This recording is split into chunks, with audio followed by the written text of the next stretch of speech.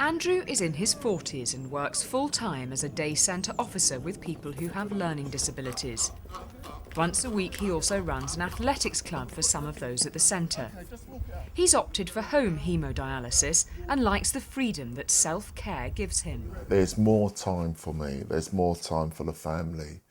Going to the hospital, half your day is gone. Like if I was going to the hospital, getting to the hospital at 2, I wouldn't get home till midnight. Now I can actually do things on my laptop while I'm dialysing. I can still work, use my phone and everything else, where in a unit you cannot do that.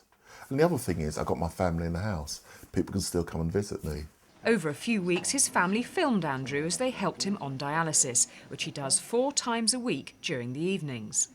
But Andrew wasn't always so disciplined. When he first went on to dialysis, he didn't always stick to the medical advice.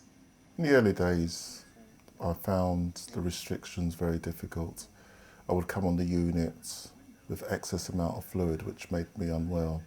I put that a lot down to nerves, but I think the thing for me that's changed since Hannah was born, I've got 2 other people to think about as well. So you do actually discipline yourself. You don't drink litres and litres, and you try to eat the right food. Waste products and fluid build up between dialysis sessions. To limit this build-up, it's important to eat and drink the right things in the right amounts. That's my kidney, which, 2 probes, one takes it out, goes inside the filter, cleans and comes out the other sort of filter as well. For Andrew, the biggest restriction is in his diet. I used to like me fry-ups, me peanuts, me apples, me bananas, me oranges, and they're mainly the things you cannot eat. For Andrew, another discomfort was having a fistula formed. I was quite conscious of it at first. For the first couple of years, I used to cover it up every time I went out.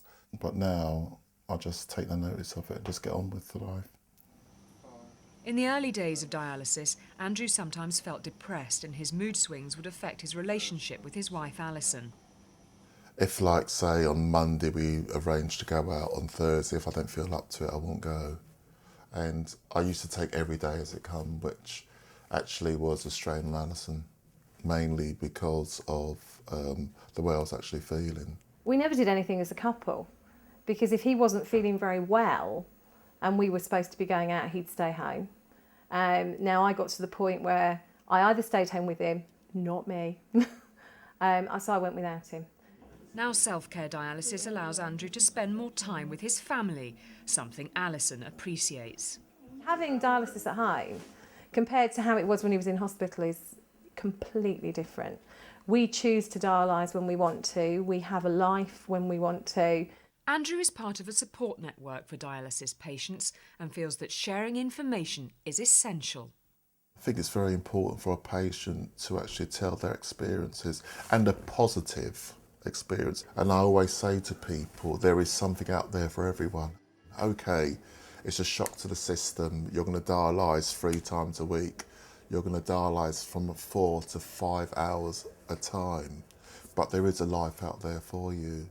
You might have to change it, but there are things for you to do. Computer groups. I still play golf. I still go to the gym. I learnt to swim about a year ago. So there is something out there for everyone. And it's about the days you're not actually dialysing, doing something else. Don't worry about the dialysis. Andrew feels that the key to living with his dialysis is about having the right attitude. It has to be done. I know the consequences if I don't do it.